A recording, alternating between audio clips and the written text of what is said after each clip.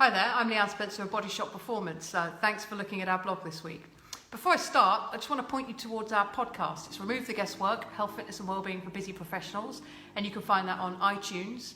And this week's episode is with Alessandro Ferretti. Alessandro is one of the UK's best-known nutritionists. He's done lots of work, lots of studies and published a lot of research. And we go into lots of things in this, but predominantly his morning routines. Why Alessandro moved out from the city to the countryside and all the myriad of health benefits that brings him. What inspired him to do that as well. We also get into other things like what is the best time to have dinner in order to get a good night's sleep. So it's a really interesting episode. It's a little bit longer than our usual, it's 60 minutes, but it's packed full of really good value. So I suggest you jump on there, download that episode, have a listen, and of course, let us know your feedback as ever. And if you enjoy the show, please leave us a review. We've already got 18 4.5 to 5-star reviews on the show, but we love more feedback and we love more reviews. So please jump onto iTunes, look at Remove the Guesswork and check out our podcast episodes. So to this week's blog, the emotional benefits of exercise, 5 ways to try and connect with those emotional benefits with your movement and your physical exercise. Before I go into this, mood is very, very powerful in terms of dictating how we feel and what we can get done, but it can be profoundly influenced by exercise. So if you're looking at the podcast, episode 8 with Sue Lister, she actually talks about exercise being a massive mood changer for her, and mood improvement being one of the biggest, if not the biggest benefits she's got out of exercising and working with us. So have a listen to that particular episode. So there are 5 reasons why it is important, or 5 ways to try and get you motivated into physical exercise and movement. And the first one is moving more. So a study found that 10 minutes of brisk walking actually resulted in a 2-hour spell where mood and energy were improved. So that's a phenomenal return on investment, right? 10 minutes of brisk walking gets you 2 hours of feeling good and feeling energized. Another study found that the same study found that actually if you did this every day for 3 weeks, overall energy and mood was improved.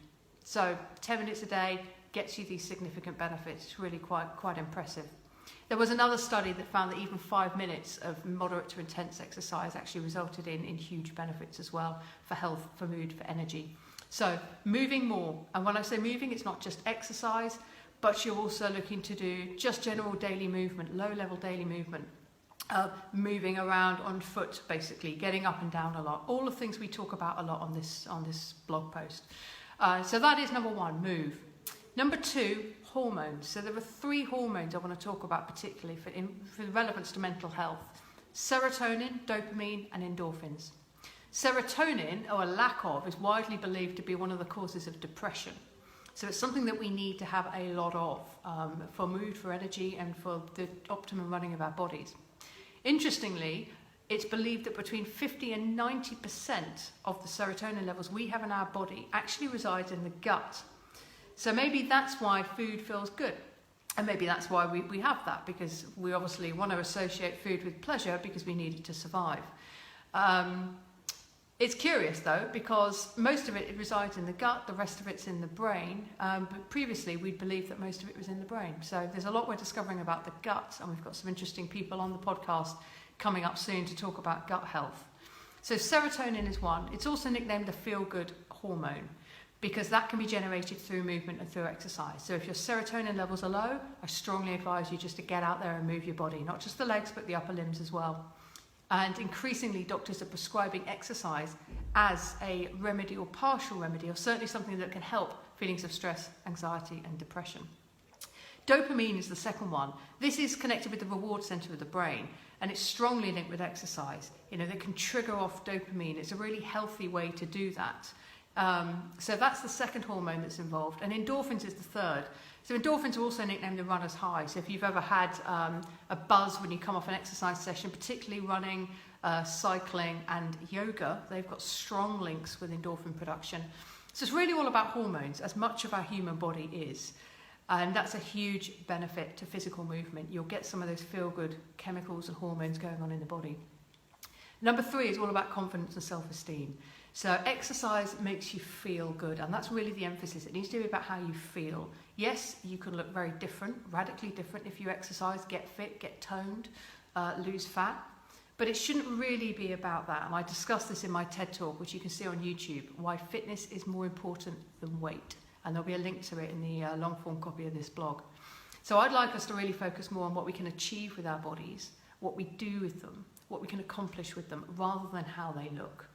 So confidence and self-esteem are very closely correlated with exercise. And what's better than learning a new skill, learning a new sport, particularly if it's social, if you like being around people. It's hugely beneficial for your confidence and for your self-esteem. And of course, that's very, very meshed in with mental health.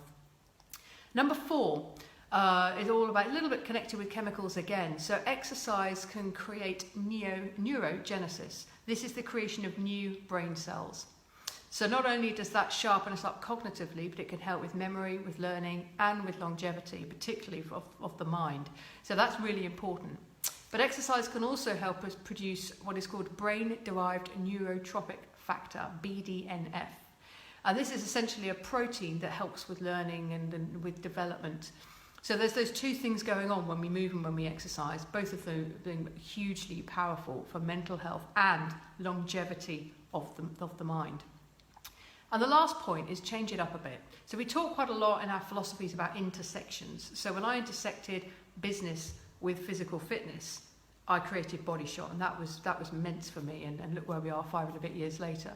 But intersecting things, so if you already move and you exercise and you want to get a little bit more out of that, or you've got a bit stale, maybe intersect your exercise with listening to music, listening to a podcast, being with other people, connecting with a group of strangers in an exercise class, or connecting with a friend again, go for a walk or get an exercise buddy. But think about intersections. It might be taking an animal out for a walk at the same time as you're getting your exercise. That also just makes the whole thing a bit more pleasurable when you're combining different passions and different interests. So that's the 5. Move more. And that's exercise and movement, 2 different things. And exercise obviously can be low, medium and high intensity as well. And you want to work through the different types of exercise and movement.